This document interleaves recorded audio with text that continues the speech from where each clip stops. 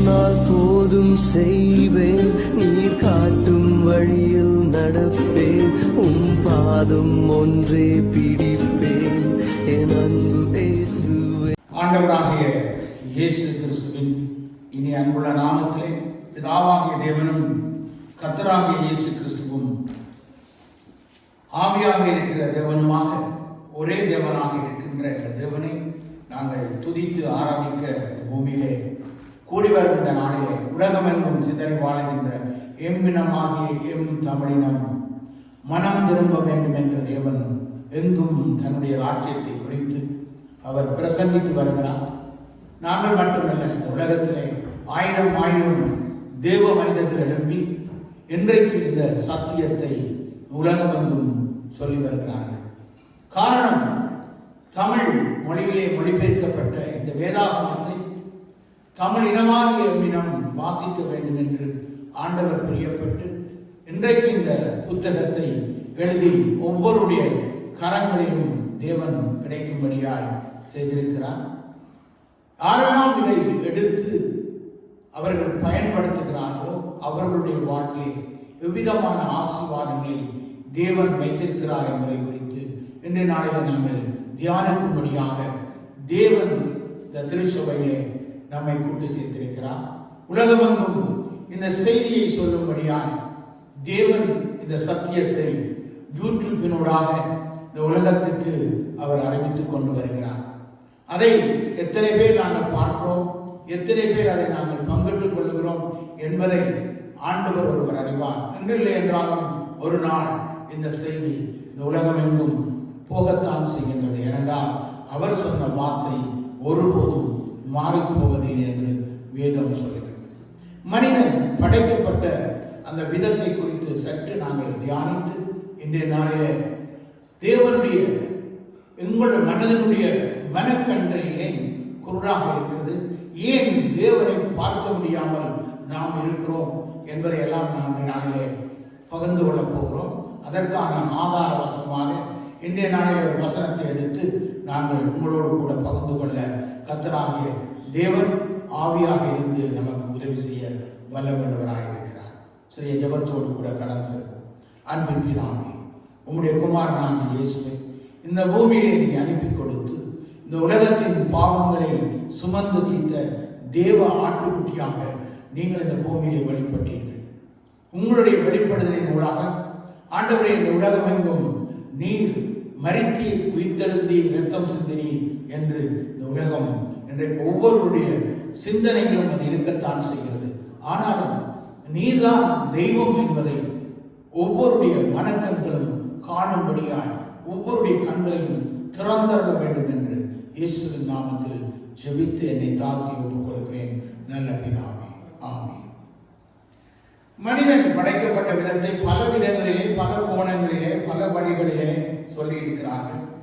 ஆனால் இவ்வளவுதான் சொன்னாலும் எங்களுடைய சிந்தனையிலே அது செயல்படுவது மிகவும் குறைவாகவே காணப்படுகிறது.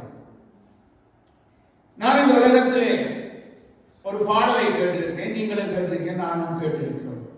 எத்தனை கிண்ணத்தில் இட்டாலும் மது அத்தனையும் சுவை ஒன்றாகும். இந்த உலகத்திலே மது, மாது இந்த ரெண்டும் இந்த உலகத்திலே எவ்விதமாக இந்த உலகத்திலே வந்தது என்பதை நாம் அறிந்தால்தான் இந்த உலகத்திலே நாம் எவ்விதமாக படைக்கப்பட்டிருக்கிறோம் என்பதை நாம் அறிந்து கொள்ளக்கூடியதாக இருக்கும். இன்றைக்கு நாம் பார்க்கிறோம், இறைவனை நாம் எப்படி சந்திக்கலாம் என்று நாங்கள் பார்க்கும்போது பல விதங்களிலே நாம் சந்திக்கலாம் என்று முயற்சி செய்தாலும் வழி ஒன்றுதான் இருக்கிறது என்பதை நாங்கள் அறியாமல் இருக்கிறோம். ஏனென்றால் ஒவ்வொரு மனிதனுக்கும் ஐம்புலன்கள் உண்டு. ஐம்புலன்களும் ஒவ்வொரு மனிதனுடைய செய்கைகளையும் இந்த உலகத்துக்கு வெளிப்படுத்துவதற்கு இந்த ஐம்புலன் தான் உதவியாக இருக்கிறது. இந்த ஐம்புலன்கள் எப்படியாக உருவாக்கப்பட்டது என்பதை முதல் நாம் அறிந்து கொள்ள வேண்டும். இந்த ஐம்புலன் உள்ள இந்த மனிதன் இந்த பூமியிலே வாழுகின்ற ஒவ்வொரு நாட்களும் அவருடைய நாட்களை அவன் எண்ணிக்கொண்டிருக்கிறான். எதை எண்ணிக்கொண்டிருக்கிறான்? என்னுடைய வாழ்க்கையிலே மரணம் ஒரு நாள் வரும் என்று அவன் நினைத்துக் கொண்டுதான் வாழ்ந்து கொண்டிருக்கிறான். ஆனால் வேதம் மரணத்தை குறித்து வேறு விதமாக சாட்சி பகிர்கிறது. மனிதன் மரணத்துக்காய் உருவாக்கப்பட்டவன் அல்ல, அவன் நித்தியமாய் வாழும்படி அந்த மனிதன் படைக்கப்படுகிறான். அந்த மனிதனை எவ்விதமாக ஆண்டவர் படைத்தார் என்று பல தடவைகள் நாங்கள் தியானித்து பார்த்திருக்கிறோம். ஆனால் இன்றைக்கு நான் தியானித்து பார்த்த இந்த காரியத்திலே இறைவன் மனிதனை தன்னுடைய சாயல் என்று சொல்லி இருக்கிறாரே, அவருடைய சாயலாக இந்த மனிதன் இருப்பானால் அவன் இறைவனைப் போலவா இருக்க வேண்டும். ஏன் இந்த மனிதன் அவருடைய சாயல் எப்படிப்பட்டது என்பதை அறியாதிருக்கிறார். முதலாவது நாங்கள் அதை வாசிப்போம். வாசியுங்கள். ஆதியாகமம் 2ஆம் அதிகாரம் 8வது 7வது வசனத்தை வாசியுங்கள். 7வது வசனம் நான் வாசிக்கிறேன். தேவனாகிய கர்த்தர் மனுஷனை பூமியின் மண்ணினாலே உருவாக்கி ஜீவ சுவாசத்தை நாசிலே ஊதினான். மனுஷன் ஜீவ ஆத்துமாக மாறினான். அப்படியே கவனிங்கள். ஒரு பொருள் இந்த பூமியிலே உண்டாக்கப்படுகிறது என்றால் எந்த பொருளாக இருந்தாலும் இந்த பூமியிலே மண்ணிலிருந்துதான் அது உருவாக்கப்படுகிறது. என்னத்தை நீங்கள் இந்த உலகத்திலே பார்த்தாலும் இவையெல்லாம் மண்ணிலே படைக்கப்பட்ட பொருள்கள் தான். இந்த உலகத்தில் இருக்கிற அத்தனை பொருட்கள். ஒரு வாகனத்தை நீங்கள் எடுத்துக்கொண்டீர்கள் என்றால், ஒரு வாகனம் ஒருவர் கண்டுபிடித்து அந்த வாகனத்தை உருவாக்கி அந்த வாகனத்தை டீசல் என்ற பொருளிலே தான் இது ஓட வேண்டும் என்று அவர் உருவாக்கினால் அதை டீசலிலே தான் ஓட முடியும். கொஞ்சம் மண்ணெண்ணை கலந்து ஓடலாம் என்று கொஞ்சம் முயற்சித்தால் கூட, இல்லையென்றால் பெட்ரோலை கலந்து கொஞ்சம் ஓடலாம் என்று நினைத்தால் கூட கொஞ்ச காலத்தில் அது பழுதடைந்து போய்விடும். எப்படி உருவாக்கப்பட்டிருக்கிறதோ அவ்விதமாகவே அந்த பொருள் செயல்பட்டால்தான் அந்த பொருள் இந்த பூமியிலே கொடுக்கப்பட்ட காலம் அது பயன்பட முடியும். ஒரு வாகனத்துக்கு 5 வருடம் கேரண்டி கொடுக்கிறார்கள். 5 வருடம் அந்த வாகனமானது அவங்கள் எப்படி தயாரித்திருக்கிறார்களோ, என்ன பொருளை கொண்டு அது ஓட வேண்டும் என்று உருவாக்கி இருக்கிறார்களோ அதன்படிதான் அது ஓடினால் அந்த காலம் ஒரு மனிதனுடைய வாழ்விலே அந்த பொருள் அந்த காலம் வரைக்கும் அது இருக்கும். அது கொஞ்சம் அதை திருத்தி ரிப்பேர் பண்ணி அது பண்ணி இது பண்ணி கொஞ்சம் என்றால் ஒரு 10, 20, 30 வருடங்கள் அதை சமாளித்து ஓட முடியும். அப்படி வாகனங்களை நாங்கள் பார்க்கலாம். இன்றைக்கு எலக்ட்ரிக்கிலே, அதாவது கரண்டிலே பயன்படுத்தக்கூடிய வாகனங்களை கண்டுபிடித்திருக்கிறார்கள். இதை நீங்கள் டீசல் போட்டு ஓட முடியாது. இதை டீசலை போட்டீர்கள் என்றால் அது அந்த வாகனம் ஒருபோதும் ஓடாது. இவ்விதமாகவே மனிதனுடைய படைப்பிலே மனிதன் எவ்விதமாக வாழ வேண்டும் என்று இறைவன் படைத்திருக்கிறாரோ அவ்விதமாக மனிதன் வாழாவிட்டால் அந்த மனிதனுடைய வாழ்க்கை நாட்கள் மிகவும் குறுகியதாகவே காணப்படும். அதான் நான் சொன்னேன், எத்தனை கிண்ணத்தில் இட்டாலும் அது அத்தனையும் சுவை ஒன்றாகும். சித்திரை கிண்ணத்தில் பேதமில்லை, நாம் சிந்தையிலே தான் பேதம் என்று பாடினார். சிந்தை, ஒவ்வொரு மனிதனுடைய சிந்தையும் இறைவன் யார் என்று காணக்கூடாத அளவுக்கு அவருடைய மனக்கண்கள் குருடாக்கப்பட்டிருக்கிறது. அந்த மனக்கண்கள் குருடாக இருக்கிறதுனாலே தேவனாகிய கர்த்தர் மனுஷனை பூமியின் மண்ணினாலே தான் உருவாக்கினார் என்பதை மனிதன் மறுக்கின்றான். ஏனென்றால் இந்த கார்களோ இந்த வாகனங்களோ பேட்டரிகளோ என்னென்றாலும் மண்ணுக்குள் இருந்துதான் எடுக்கிறார். ஒரு டீசல் வேண்டும் என்றாலும் அது மண்ணுக்குள் இருந்துதான் வர வேண்டியிருக்கிறது. எதை பார்த்தால் இந்த பூமியிலே நீங்கள் காண்கின்ற அத்தனை இந்த ஆலயமாக இருக்கலாம், இல்லை என்றால் நீங்கள் போட்டிருக்க உடைகளாக இருக்கலாம், இதெல்லாம் மண்ணிலே மனிதன் உருவாக்கினவில்லை. ஒரு ஆடிலே இருந்து ஒரு உடையை உண்டாக்க முடியும், ஒரு செடியில் இருந்து ஒரு உடையை உண்டாக்க முடியும். இவை எல்லாவற்றையும் நீங்கள் சுற்றி வளைத்து பார்த்தாலும் மண்ணில் இருந்துதான் ஒவ்வொன்றும் உருவாக்கப்பட்டது. இந்த மண்ணிலே உருவாக்கப்பட்ட இந்த மனிதன் எப்படி அவனுக்கு ஜீவன் வந்தது என்று இங்கு வேதம் சொல்லுகிறது. மண்ணிலே அவர் உருவாக்கினவர் ஒரு ஜீவ சுவாசத்தை கொடுக்கிறார் மனிதனுக்கு. மனிதன் ஜீவ ஆத்மாவாக மாறுகின்றான். ஜீவன் உள்ள ஒரு பொருளாக அவன் காட்சி அளிக்கின்றான். அவன் இந்த ஐம்புலன்களை கொண்டு இந்த பூமியிலே அவன் வாழும்படியாக தேவன் உருவாக்கி இருக்கிறார். அந்த ஐம்புலனை கொண்டுதான் மனிதன் வாழ முடியும். ஐம்புலன் இல்லாத மனிதன் ஒரு புலன் குறைந்தால் கூட அந்த மனிதன் வாழலாம். ஆனால் ஆண்டவர் படைத்த விதத்திலே அது முடியாது. இப்ப லைட் இருக்கின்றால் ஒரு காருக்கு ஒரு லைட்டிலும் கார் ஓடலாம். ஆனால் 2 லைட்டும் சரியாக இருந்தால்தான் அந்த பாதை வெளிச்சமாக கிளியராக தெரியும். அவ்விதமாகவே ஆண்டவர் படைப்பிலே சந்திரனையும் சூரியனையும் படைத்தார். இரண்டால் பகலிலே ஆழ சூரியனையும் இரவிலே ஆழ சந்திரனையும் படைத்தார். நீங்கள் மாற்ற முடியும். அதே விதமாக மனிதனுடைய உறுப்புகள் எவ்விதமாக உறுப்புகள் சரீரத்தில் படைக்கப்பட்டிருக்கிறதோ அவ்விதமாக தான் அந்த மனிதன் செயல்பட முடியும். அதுபோல நான் உங்களுக்கு சொன்னேன், ஒன்று பழுதாகிவிட்டால், ஒரு வாகனத்திலே ஒரு பிழை வந்துவிட்டால் ஒரு பார்ட்ஸ் எடுத்து அதுக்கு வைக்கலாம். ஏனென்றால் அந்த பார்ட்ஸ் இந்த வாகனத்துக்கு பொருத்தப்பட்ட பார்ட்ஸாக இருக்க சரியான பார்ட்ஸை தான் அதிலே பொருத்த முடியும். அதே போலவே இந்த மனிதனுடைய இதயம் இயங்குவதற்கு கூட இன்றைக்கு பேட்டரியிலே இதயத்தை இயக்கக்கூடிய அளவுக்கு மனிதனை உருவாக்கினாலும், இல்லையென்றால் அந்த காட்டை மாற்றினாலும், ஈரலை மாற்றினாலும், எண்ணத்தை வேணும் என்றாலும் ஒரு மனிதனிடத்தில் இருந்து எடுத்துத்தான் இன்னொரு மனிதனுக்கு பொருத்த முடியும். இதுதான் இயற்கை. இதை நீங்கள் மாற்ற முடியாது. அதே விதமாக ஒரே இரத்தத்தினாலே மனிதன் தோன்றப்பட்டான் என்று வேதம் சொல்லுகிறது. அப்படி தோன்றின மனிதன் ஏன் குறுப்புகள் மாறுகின்றன? இரத்த குறுப்புகள் ஏன் மாறுகின்றன? ஓ குறுப்பு, பி குறுப்பு, ஏ குறுப்பு ஏன் அது மாறுகின்றது? ஒரு இரத்தம் தானே, ஏன் இந்த இரத்தத்தில் மாற்றம்? இதையும் உங்களுக்கு காண்பிக்க நான் விரும்புகிறேன். அப்ப இந்த உருவாக்கப்பட்ட இந்த மனிதன் ஜீவ சுவாசத்தை அவன் நாசிலே என்றால் ஜீவன் அவனுடைய நாசிலே ஊதப்பட்டது என்றால் உங்களுக்கு எல்லாம் தெரியும், அது வாய்க்குள்ளாக அங்கே ஊதப்பட்டது என்று வேதம் சொல்லுகிறது. அவ்விதமாக தான் மனிதன் படைக்கப்பட்டான். ஆனால் ஏன் இந்த ஏபி குரூப் எல்லாம் வந்தது என்பதை நீங்கள் சற்று உங்களுக்கு விளக்கப்படுத்தும்படியாக நான் விரும்புகிறேன். இந்த மனிதனை மாத்திரம்தான் தன்னுடைய சுய ரத்தத்தினாலே தேவன் உருவாக்கினார். ஆனால் பெண்ணை அவ்விதமாக அவர் உருவாக்கவில்லை.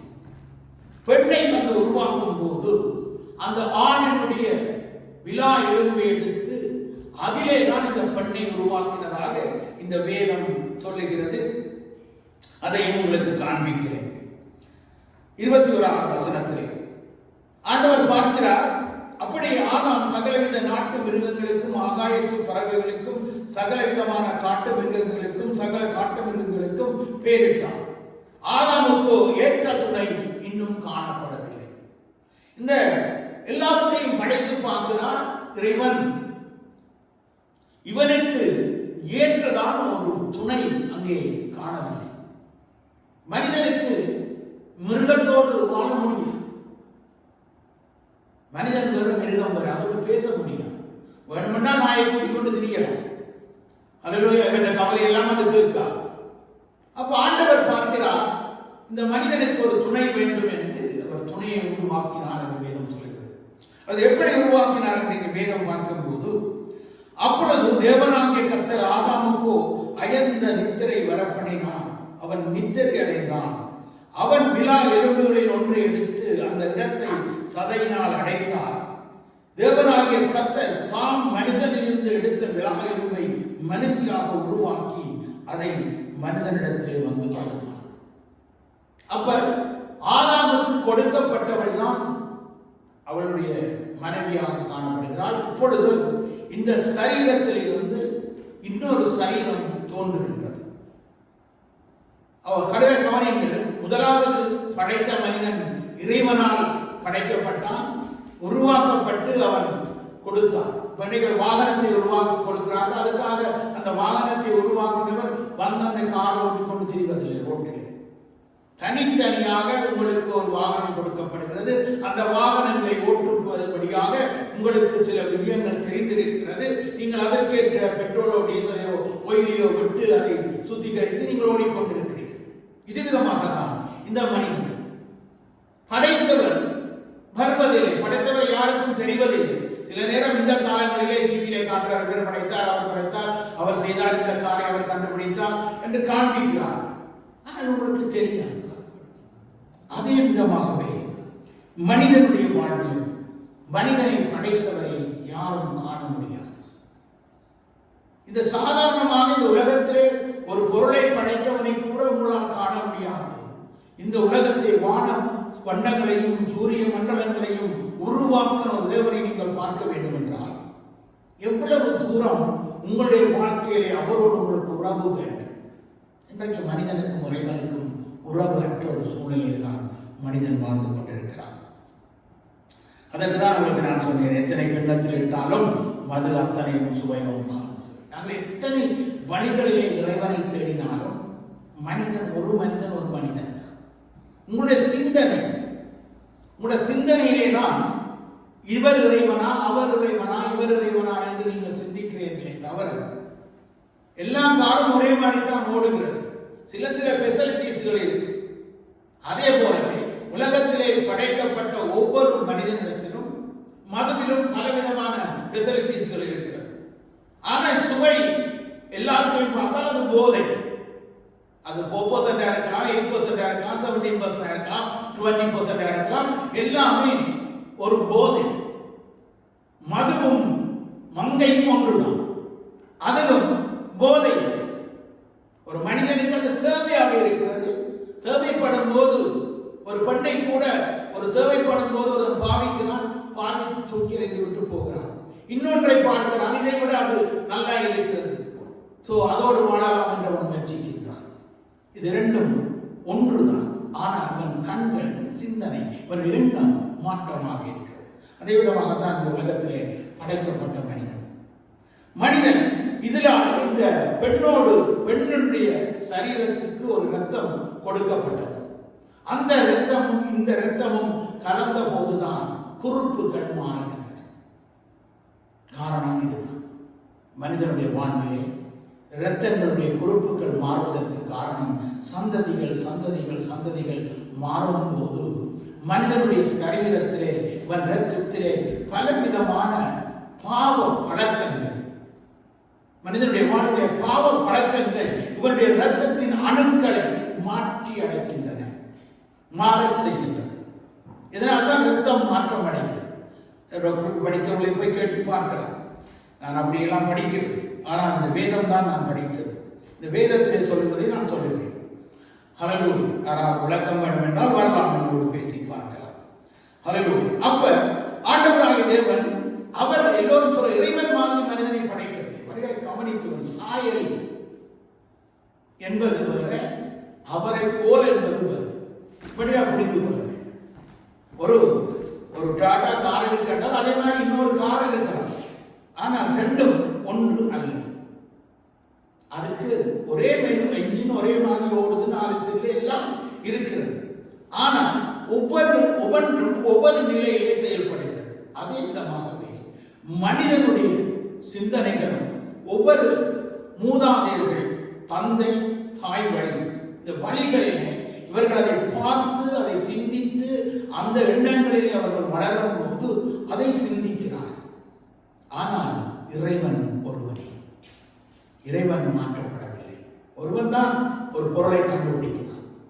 அதே போலவே ஒரு மனிதனை உருவாக்குகிறவர் ஒரு கடவுள்.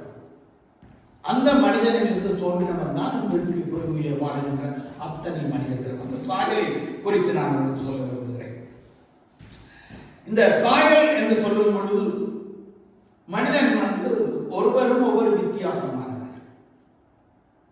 எல்லாம் கண்கள் எல்லாருக்கும் எல்லாம் 5 அவயங்களும் 5 புலன்களும் வேலை செய்கின்றது. ஒரு புலன் இல்லாவிட்டால் கூட மனிதனால் வாழ முடியும். அவன் தடவி பார்த்தாவது வாழலாம். ஒரு கால் இல்லாவிட்டால் கூட ஊன்றி நடக்கலாம். ஆனால் பார்க்கும்போது அவனுடைய சரீரத்தில் எல்லாம் ஒரே மாதிரி தான் இருக்கிறது. கதைகள் வித்தியாசப்படுகின்றன. காரணம், மூதாதையர்களுடைய வாழ்விலே நடந்த சம்பவங்கள், காலங்கள், அவர்கள் வாழ்ந்த இடங்கள், அவர்கள் வாழ்ந்த சூழ்நிலைகள் அவர்களுடைய அணுக்களை மாற்றுகின்றன. சரியாக வேதம் சொல்கிறது, இரவு நேரத்திலே தான் ஒரு பெண்ணின் வயிற்றிலே கருத்தரிக்க முடியும். அவள் அயர்ந்த நித்திரையாகும் போதுதான் அவளுடைய வாழ்விலே ஒரு பிள்ளை வயிற்றிலே உருவாக முடியும். அதற்கு முன்பு பகலிலே எங்கும் உருவாகவே முடியாது. அவள் அயர்ந்த நித்திரை செய்தால் மட்டும்தான் அந்த கரு அங்கே தரிக்கப்படுகிறது என்பதை விஞ்ஞானம் சொல்லுகிறது. அல்லேலூயா. இதெல்லாம் எப்படி தெரியும்னா இங்கே எழுதி வைக்கப்பட்டிருக்கிறது. நான் வேதத்தை பார்த்து சொல்லுகிறேன், நான் விஞ்ஞானத்தை பார்த்து சொல்லவில்லை. இதெல்லாம் இந்த வேதத்திலே இருக்கிறது. எல்லாவற்றையும் சொல்வதற்கு நேரம் போதாது. ஆனால் அன்பான இறைவன் மனிதனோடு உறவு அற்ற ஒரு நிலைதான் இன்றைக்கு மனிதனுடைய வாழ்க்கையிலே இவ்வளவு பிரச்சனைக்கான காரணம், மரணத்துக்கான காரணம். இறைவனுடைய தொடர்பு இல்லை மனிதனுக்கு. நாங்கள் இறைவனோடு தொடர்பு கொள்ள முற்படுகிறோம். ஒரு தேவனுடைய மனிதன் தேவனோடு வாழ வேண்டும் என்று அவன் நினைக்கும் போது அவன் ஆவியிலே தான் ஆண்டவரோடு உறவாட முடியும். ஆத்மத்திலும் சரீரத்திலும் இறைவனோடு உறவாட முடியாது. ஆவியாக, தேவன் ஆவியாக இருக்கிறார். அதைதான் அவர் ஜீவ சுவாசத்தை ஊதினான். தன்னுடைய ஆவியை அவனுக்கு கொடுத்தார். அவன் ஜீவனுள்ள ஒரு ஆத்மாவாக, ஒரு நடமாடுகின்ற ஒரு மனிதனாக மாறினான். இது நிறைய இந்த ஒரு சின்ன இந்த பகுதிக்குள்ளேயே 1000 கருத்துக்கள் இருக்கின்றன. 1000 அல்ல 1000 கருத்துக்கள் இந்த சத்திய இந்த வேத வசனத்துக்குள் இருக்கிறது. அப்ப அணுக்கள் மாற மாற மாற மாற காலங்கள் எப்படி மாறுகிறதோ அவ்விதமாக மனிதனும் மாறிக்கொண்டிருக்கிறான். ஏனென்றால் அவன் சிந்தனை மாறுகின்றான். சிந்தையிலே தான் பேர். ஆனால் கடவுள் ஒருபோதும் மாறவில்லை. மனிதன் தான் மாறுகிறான் என்றால் சிந்தனை மாறுகிறது.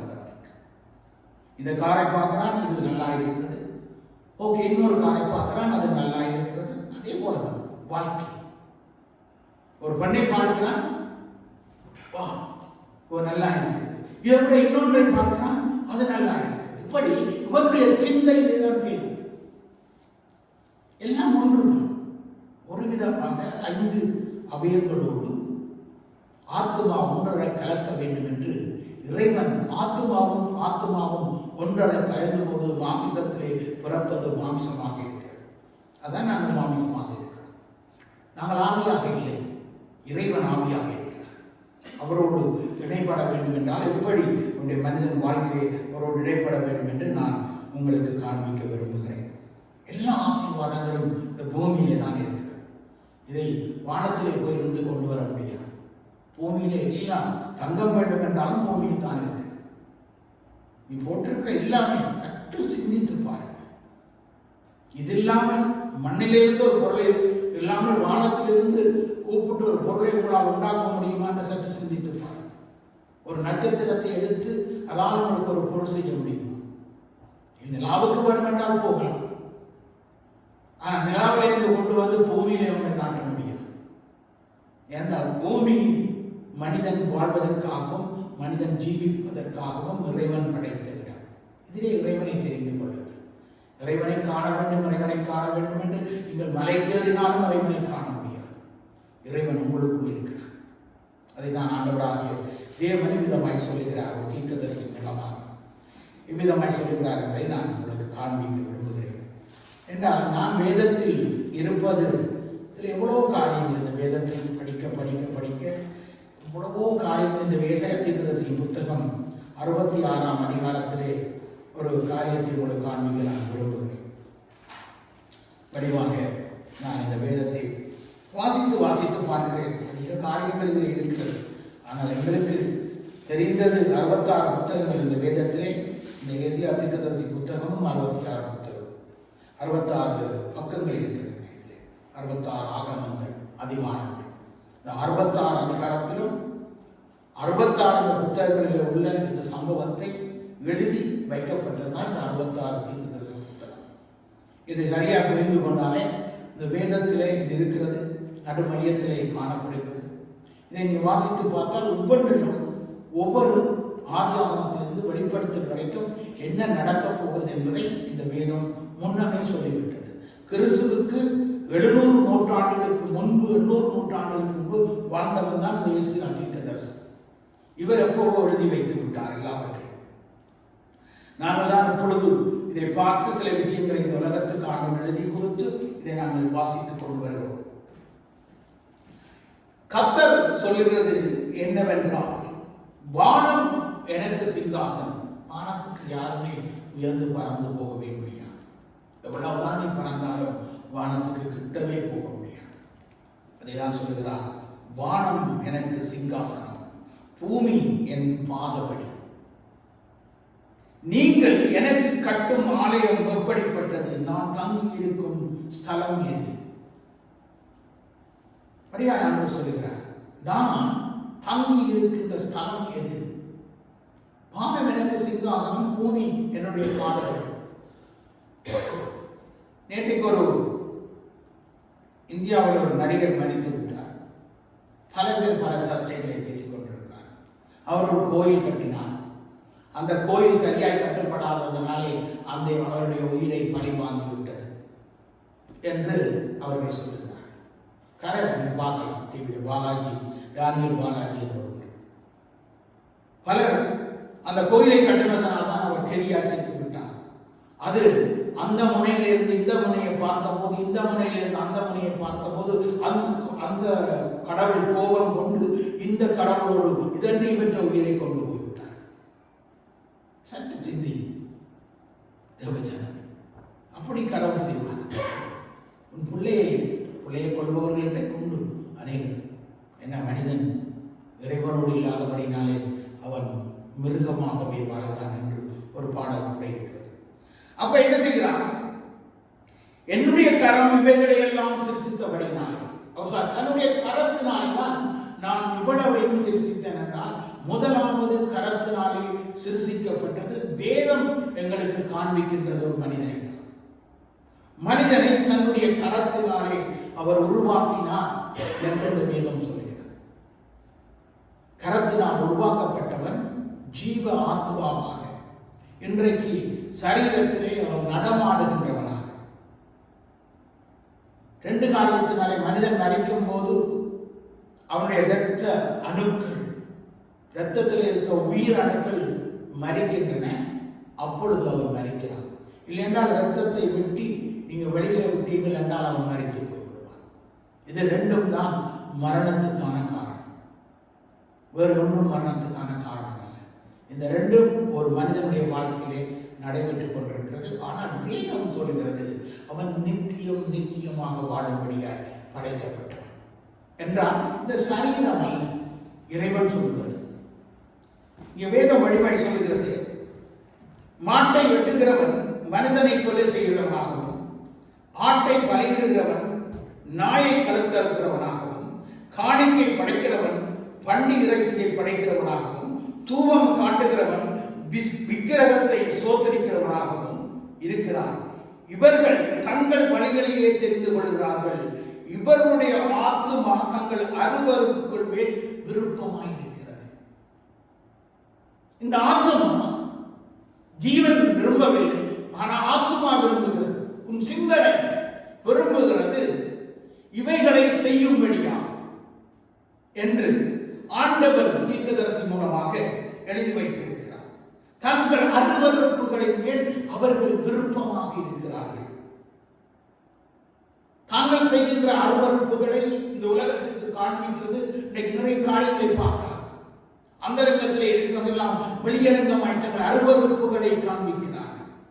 இந்த மேலே இருக்கிற இந்த பண்டிகை குறித்து, இரத்தத்தை குறித்து எல்லாம் சில இடங்களிலே நாம் சைனா தேசத்திலே போய் பார்த்தீங்கன்னா, நீங்கள் பண்டிகளை அறுத்து இரத்தத்தை சிந்தி, பண்டிகளை 2ஆம் பிளந்து இந்த இரத்தத்தை சிந்தி கடவுள் என்று சொல்லி கும்பிடுவார்.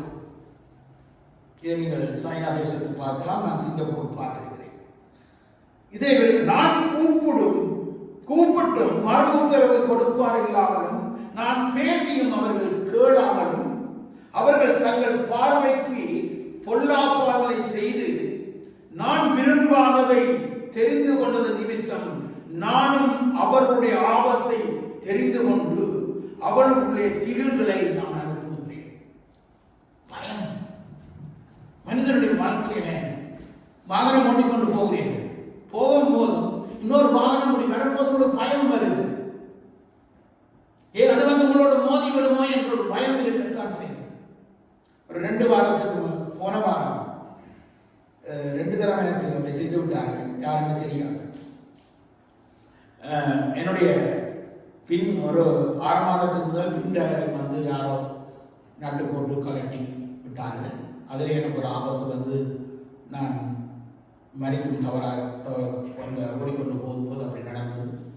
பிறகு போன வாரத்திலே முன் சில்லை கலட்டி விட்டார்கள்.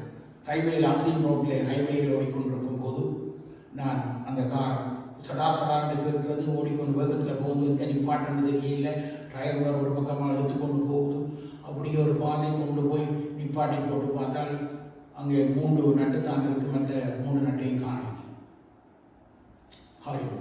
ஆனால் நான் மறிப்பதில்லை. இது எல்லாருக்கும் புரிய வேண்டிய காரணம். எல்லாரும் நினைக்கலாம் என்னை அழைத்து விடலாம். ஒருபோதும் என்னை அழைத்து விட முடியாது.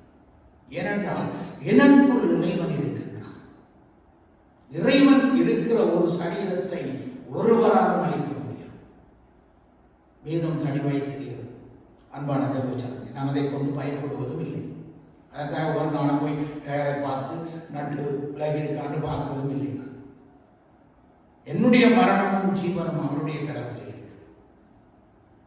ஆனால் வேதம் சொல்லுகிறது மரணமும் ஜீவனுடைய நாவின் அதிகாரத்தில் இருக்கு.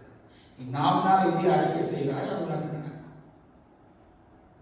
அதான் வேதம் சொல்லுது. எனக்கு ஒருவரும் ஒன்றும் செய்ய முடியாதுன்னா செய்ய முடியாது, அவ்வளவுதான். அதுக்கு மேலே எனக்கு பதில் தெரியாது. அப்ப அவர் சொல்லுகிறார், கர்த்தருடைய வசனத்துக்கு நடுங்குகிறவர்களே அவருடைய வார்த்தையை கேளுங்கள். என் நாமத்தின் நிமித்தம் உங்களை பகைத்து உங்களை அப்புறப்படுத்தி உங்கள் சகோதரர்கள் கர்த்தர் மகிமைப்படுவார் என்கிறார்களே, அவர்கள் உங்களுக்கு சந்தோஷம் உண்டாகும்படி காணப்படுவார்கள், அவர்களோ வெட்கப்பட்டு போவார்கள். ஒருவேளை அவர்கள் சந்தோஷப்படலாம். இவர் இயேசு பற்றி சொல்லிக் கொண்டிருக்கிறார். இவர் 2 சகோதரர்களோடு, சகோதரனா எல்லாரும் சகோதரர்கள். அந்த பூமியிலே பிறந்த அத்தனை பேரும் ஒரு தாயின் வயிற்றில் உருவானவர்கள் தான். சந்தோஷப்படலாம். ஒருவர் விழும்போது நீ சந்தோஷப்படாது, நீயும் ஒரு நாள் விழுந்து விடக்கூடும்.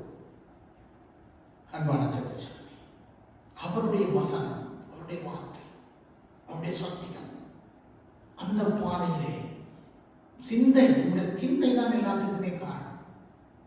சிந்தையிலே தான் பேரும். உலகத்திலே எல்லா மனிதரும் அழகாகத்தான் இருக்கிறார்கள். அழகில்லாதவர்கள் இந்த உலகத்திலே யாரும் இல்லை. ஒவ்வொன்றுக்கும் ஒவ்வொரு அழகு கொடுக்கப்பட்டிருக்கிறது. ஒவ்வொரு மலர்களுக்கும் ஒவ்வொரு அழகு இருக்கின்றன. ஒவ்வொரு மலர்களை எவ்விதமாக நாம் பார்க்கிறோமோ அதிலே தான் சிந்தை இருக்கிறது. அதே போல் ஒவ்வொரு மனிதனும் ஒரு அழகானவன். இந்த வேதத்திலே நான் வாசித்ததற்கில்லை, மனைவிக்காக கணவன் ஜெபித்து மனைவி விடுதலையானதாக இந்த வேதம் சொல்லவில்லை. ஆனால் ஒரே ஒரு இடத்திலே தன் கற்புள்ள நடக்கையினாலே தன் கணவனை அவள் ஆதாயப்படுத்திக் கொள்ளலாம் என்றும், தன்னுடைய அன்பினாலே ஒரு மனைவியை சந்தோஷமாய் வாழ வைக்கலாம் என்றும் இந்த வேதம் சாட்சி பகர்கிறது. இதைதான் இந்த வேதம் சொல்லுகிறது. இதை தவிர இந்த வேதத்தில் ஒரு இடத்தில் ஆகியும் தன் கணவன் சாக போறான் என்று சொல்லி ஜெபித்ததாக இந்த வேதத்தில் ஒரு வசனமும் இல்லை. ஒரு மனைவி சாக போறாள் என்று கணவன் இருந்து ஜெபித்ததாக இந்த வேதத்தில் ஒன்றும் இல்லை. நான் நினைக்கிறேன், இதை நான் யோசிக்கும் போது எப்படாவது சாமான்னு காத்து கொண்டிருந்தார்களோ என்று தெரியவில்லை. அல்லேலூயா, எனக்கு புரியவில்லை. வேதம் பார்க்கும்போது நான் சில நேரத்தில் சிரித்துக் கொண்டு அதை வாசிப்பேன். ஏனென்றால் ஒருவரை சரியாக போய்விட்டால் நல்லமாக இருக்கும் என்று கணவன் நினைத்தாரோ தெரியவில்லை, மனைவி நினைத்தாரோ தெரியவில்லை. அல்லேலூயா, அவர்கள் கணவனுக்காக மன்றாடவில்லை. அல்லேலூயா, நீங்கள் அறியணும். பூமியிலே நீங்கள் நான் திரும்பி பார்க்கும்போது அப்படிதான் இருக்கிறது. சும்மா கண்ணீர் வடிப்பாங்க. அப்பா போகிறீங்களாப்பா போகிறீங்களாப்பான்னு போப்பாங்க. அல்லது எத்தனையோ அழுகை கண்ணீர்களை என் கண்ணை நான் பார்த்திருக்கிறேன். எவ்வளோ காரியங்களை கணவன் அழுது, ஐயோ போயிட்டாலே உடன் தழுதுட்டு பிறகு அடுத்த நாள் பார்த்தால் எத்தனை கிண்ணத்தில் இட்டாலும் அது அத்தனையும் சுவை ஒன்றாகும் என்று அவனோட சுவையை தேடி போய்விடுவான். இது இயற்கை. இதை நீங்களோ நானோ மாற்ற முடியும். ஏன்னா அது வேதம் சொல்லுகிறது. இன்னொன்றை நான் உங்களுக்கு சொல்ல விரும்புகிறேன். ஒரு ஆணுக்காக ஒரு மாளிகையை கட்டின ஒரு பெண்ணை இந்த பூமியில் காட்ட முடியும்.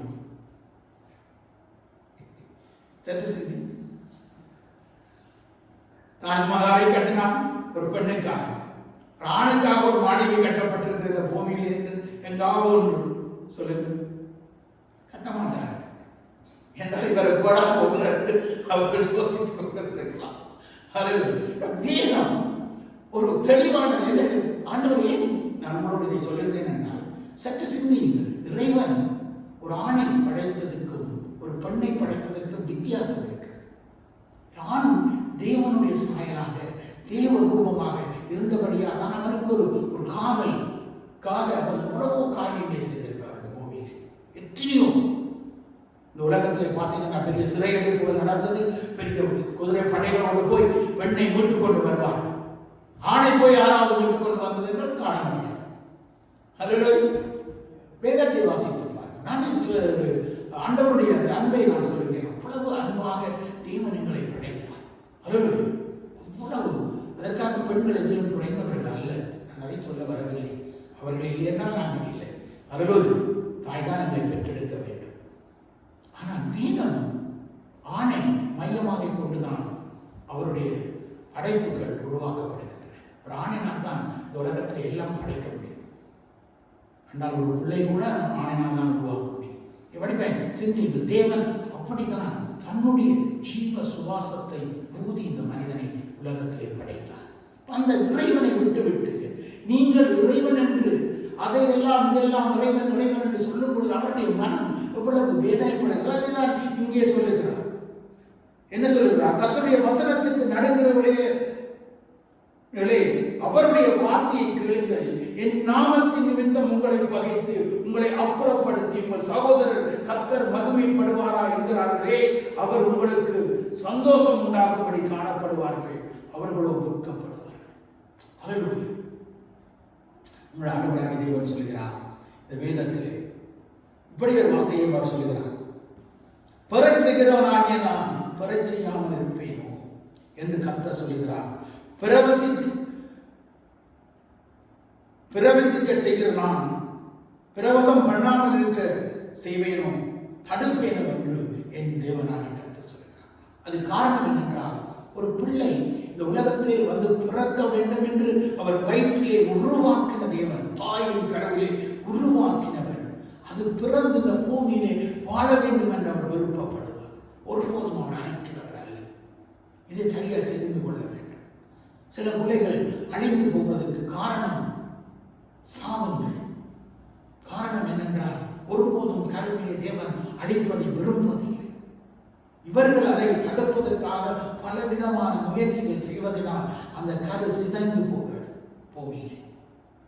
வேதத்தில் பல காரியங்கள் இருக்கு. எல்லாவற்றையும் சொல்ல முடியாது. வேதம் சொல்லுகிறது. அதனால் அப்படினாலே கர்த்தர் சொல்லுகிறார் என்னென்றால், இதோ சொல்லுகிறது என்னவென்றால், இதோ நான் சமாதானத்தை ஒரு நதியை போலவும் ஜாதிகளின் மகிமையை புரண்டோடுகின்ற ஆற்றை போலவும் அவர்களிடமாய் பாயும்படி செய்கிறேன். அப்பொழுது நீங்கள் முளைப்பாலை குடிப்பீர்கள், இடுப்பில் வைத்து சுமக்கப்படுவீர்கள், முழங்காலில் வைத்து தாளாட்டப்படுவீர்கள்.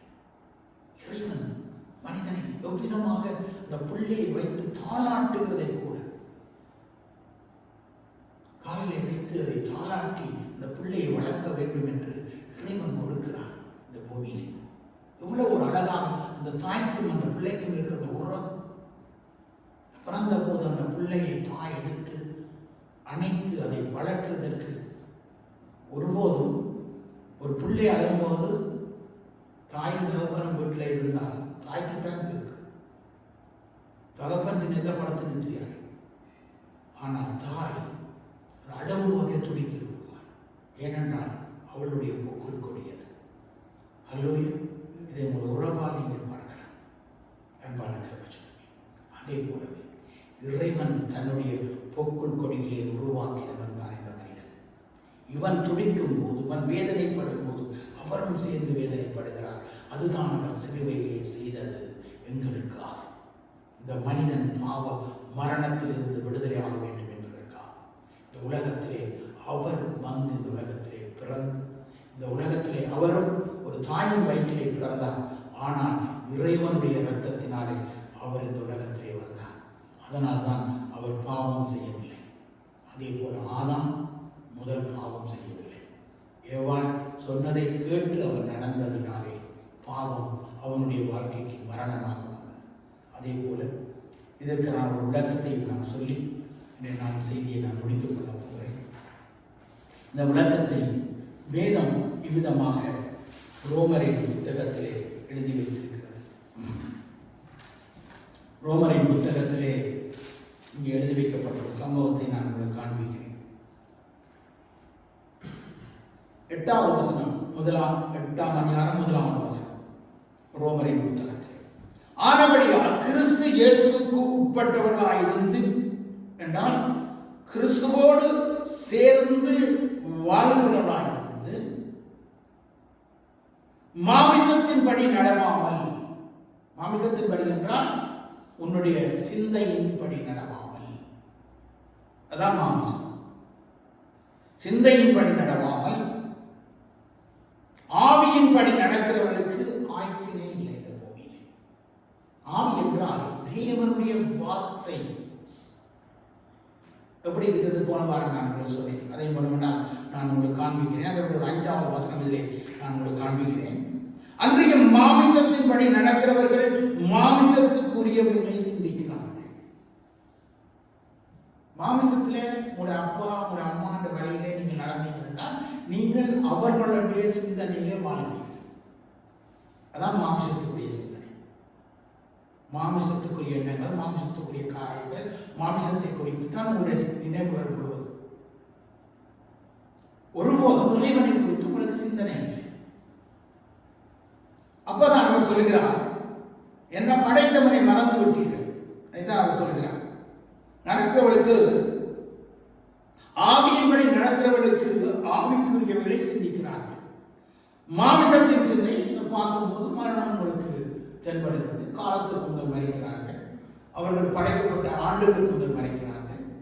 காலங்களுக்கு முன் அவர்கள் மறைத்து போகிறார்கள். ஏனென்றால் அவருடைய சிந்தை மாமிசத்துக்குரியதாயிருந்தது. மாமிசத்தின் சிந்தை மரணம், ஆவியின் சிந்தையோ ஜீவன், சமாதானம். சமாதானமான ஒரு வாழ், சந்தோஷமான ஒரு வாழ், மகிழ்ச்சியான ஒரு வாழ். இதுக்கு தான் மனிதன் படைக்கப்பட்டான். எங்களுக்கு சின்னல இருந்து இதை சொல்லி வளர்த்திருந்தால் நாங்கள் அநேக பாவங்களை செய்யாமல் இந்த பூமியிலே வாழ்ந்திருக்க முடியும்.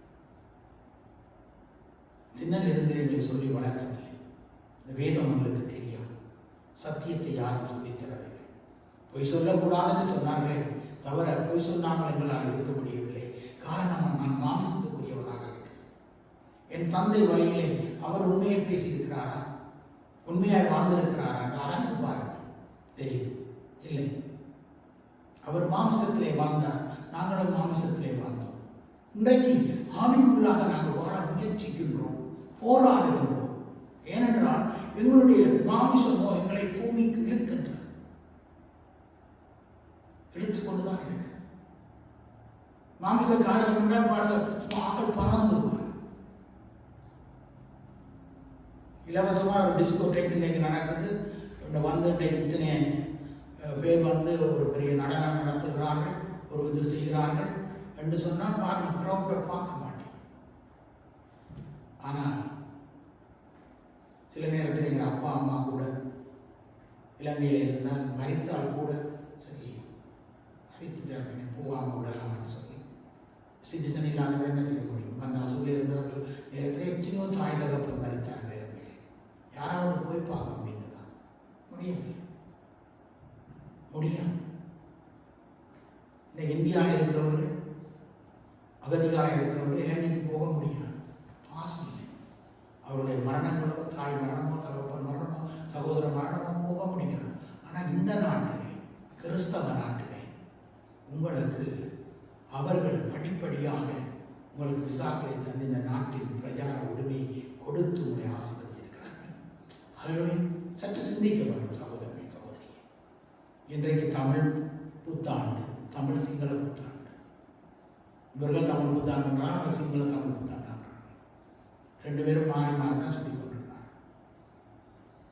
ஆனால் ரெண்டு பேரும் நீங்கள் பார்த்தீங்கன்னு சொன்னால் யாரோ ஒரு அடித்தளத்தில் இருந்து பார்த்தீங்கன்னா தமிழ்லேருந்து தான் வந்திருக்கும். ஆனால் ரெண்டு பேரும் பேசுகிற பாசை நிமித்தமாக இவர்கள் ஒருத்தர் பிரிவினைகளாக வாழ்கிறார்கள், ஒருவருக்கு ஒருவர் எதிரியாக வாழ்கிறார்கள். இதை நீங்கள் அறிந்த விஷயம்.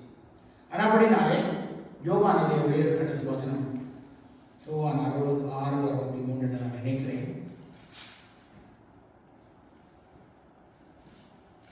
யோவானின் புத்தகத்திலே நான் போன வாரம் உங்களுக்கு நான் வாசித்தேன், என் மைண்டில் வருகிறது.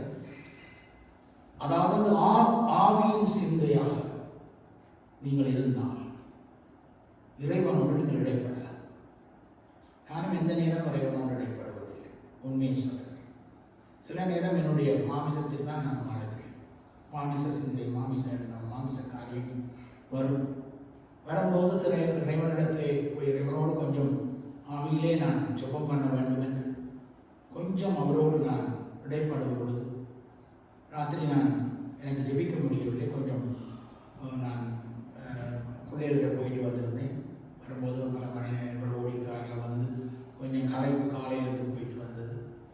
களைப்பிலே நான் கொஞ்சம் படுத்து விடலாம் என்று நான் யோசித்த போது எனக்குள் பரிசுத்த தேவாமியானவர் இயங்க ஆரம்பித்தார். கீழே பயப்படுகிறார், போய் கேட்டால் தெரியும்.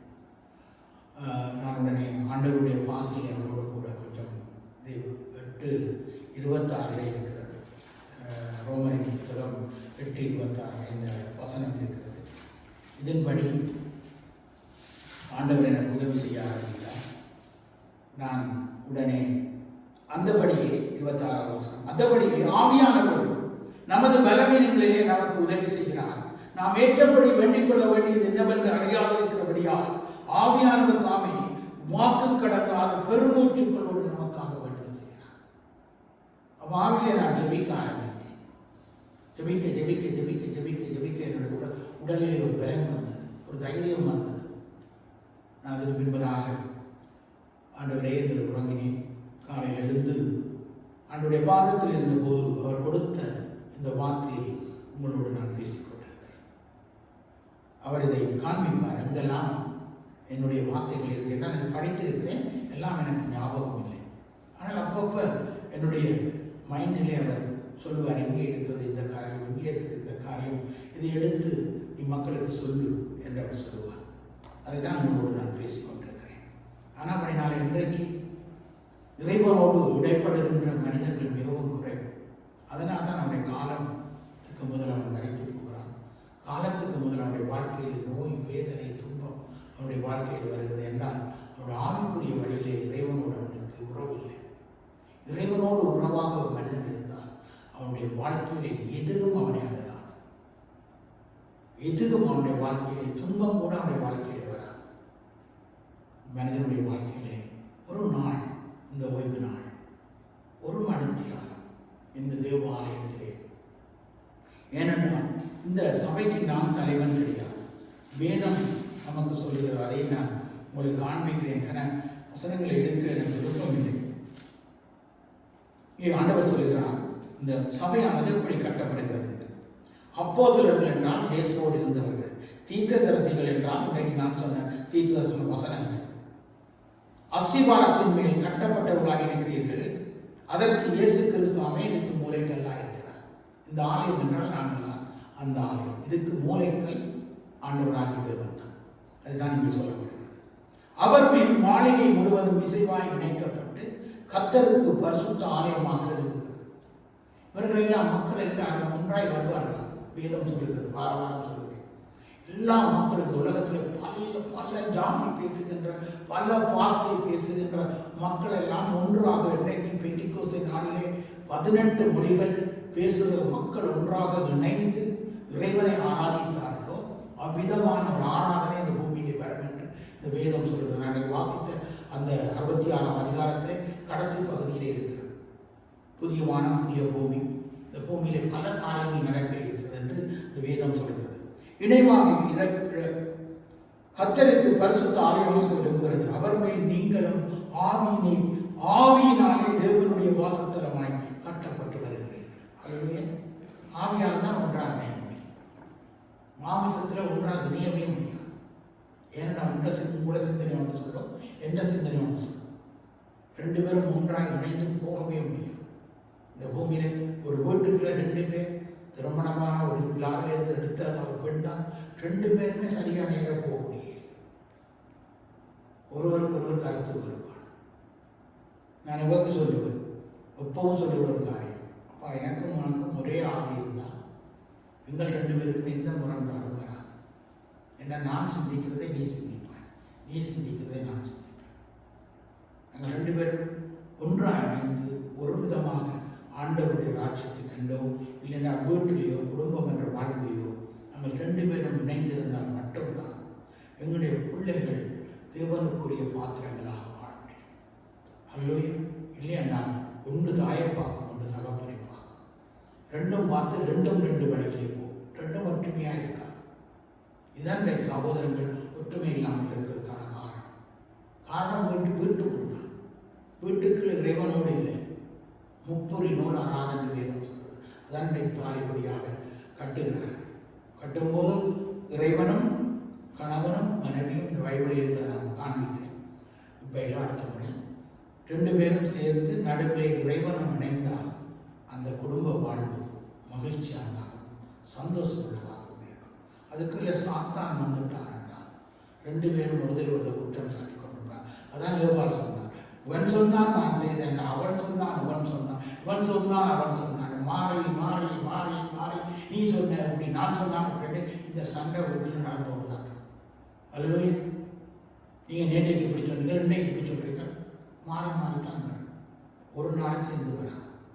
ஆனால் நான் சிந்திப்பேன் எப்படி என்று வீட்டில் என்னைக்கு கோழிக்கறி இருக்கணும் சும்மா சாம்பிளுக்கு சொல்லுவேன், இவன் கோழிக்கறி காக்கி என்ன மனம் சொல்லுது, அவருக்கு மன அங்கே சொல்லுது. ஏன்னா ரெண்டு பேரும் ஒரே ஆவி ஒரே சிந்தை உள்ளவர்களாக இருக்கும். அதே போல தான் இந்த ஆலயத்தில் ஒரு ஆவி ஒரு சிந்தனை இருந்தால் இங்கே குழப்பமே இல்லை. அல்லது என்ன இறைவன் ஒருவன் தானே, எப்படி குழப்பம் வரும்? குழப்பம் வர்றதுக்கு காரணம் ஒரே ஆவியில் இல்லை, மாமிசத்தில் இருக்கிறார். ஆவியில் இருக்கிறவனுக்கு ஒருபோதும் ஒரு நாளும் ஒரு துன்பமும் நேரிடாது. ஜெபம்.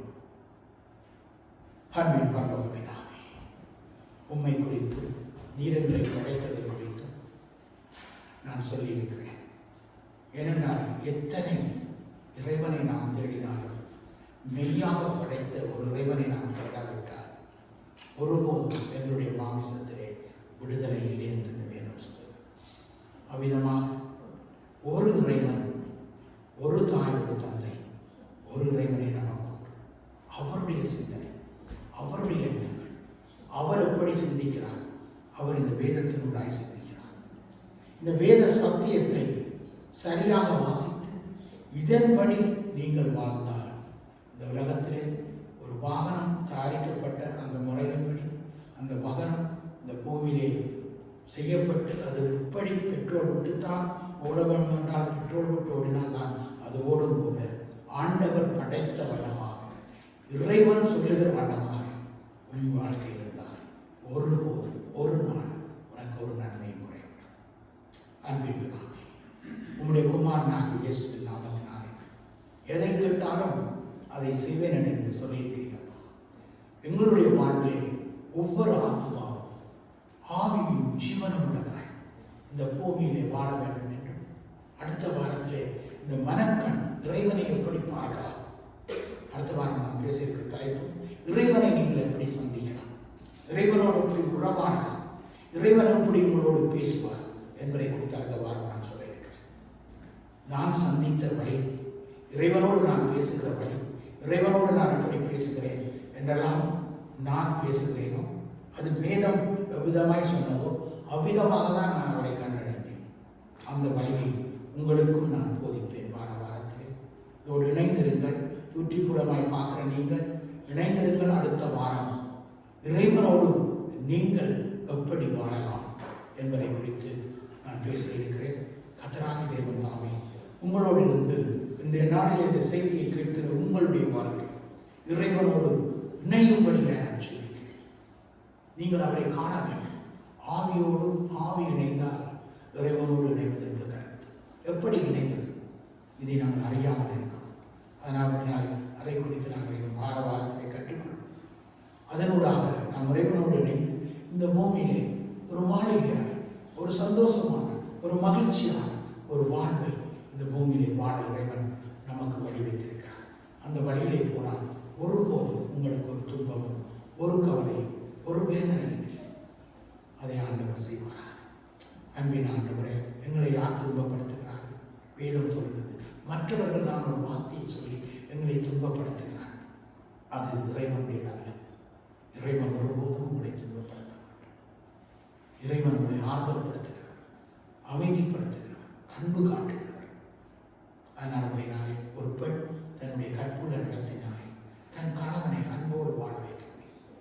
ஒரு மனைவி அவள் அன்பினாலே அவளை ஆதரித்து, அவள் பலவீனமானமாக இருக்கிறபடியால் அவளை அன்பினாலே தூக்கி எடுத்து அவளை நடத்த முடியும். இது ரெண்டும் தெரியாததுனால்தான் இன்றைக்கு குடும்பங்கள், பிள்ளைகள் வேதனைகள், துன்பங்கள் அனுபவிக்கிறார்கள். இந்த சத்தத்தை கேட்பதற்கு இன்றைக்கு நிறைய மக்கள் இல்லை. ஆனால் கேட்கிற நீங்கள் இதன்படி வாழ்ந்து இந்த உலகத்திலே சுடராய் பிரகாசிங்க. இயேசு நாமத்தில் ஜெபிக்கிறேன் நல்ல பிதாவே, ஆமென். என் ஆத்துமாவே கர்த்தரை ஸ்தோத்திரி, என் முழு உள்ளமே அவருடைய பரிசுத்த நாமத்தை ஸ்தோத்திரி. என் ஆத்துமாவே கர்த்தரையே ஸ்தோத்திரி. அவர் செய்த சகல நன்மைகளை ஒருபோதும் மறவார். ஏனென்றால் உன் அக்கிரமங்களை எல்லாம் அவர் மன்னிக்கிறார், உன் நோய்களை எல்லாம் அவர் குணமாக்குகிறார், உன்னை அழிவுக்கு விலக்கி அவர் மீட்கிறார், கிருபையினாலும் இரக்கங்களினாலும் உன்னை முடிசூட்டுகிறார், நன்மையினாலும் வாயை அவர் திருப்தியாக்குகிறார், கழுகுக்கு சமமாய் உன்னுடைய வயதை அவர் வாழமைதாய் மாற்றுகிறார். ஒடுக்கப்பட்டிருக்கிற யாவருக்கும் நீதியையும் நியாயத்தையும் அவர் செய்கிறார். அந்த பிதாவுடைய அன்பும் தேவகுமாருடைய கிருபையும் பரிசுத்த ஆவியானுடைய ஐக்கியம், அன்பும் எங்கள் அனைவரோடும் நிறைந்திருப்பதா. ஒருவர் கரங்களை கொடுத்து மகிழ்ச்சியோடு நாங்கள் ஆராதனையை விட்டு கடந்து சென்று பூமியிலே வாழ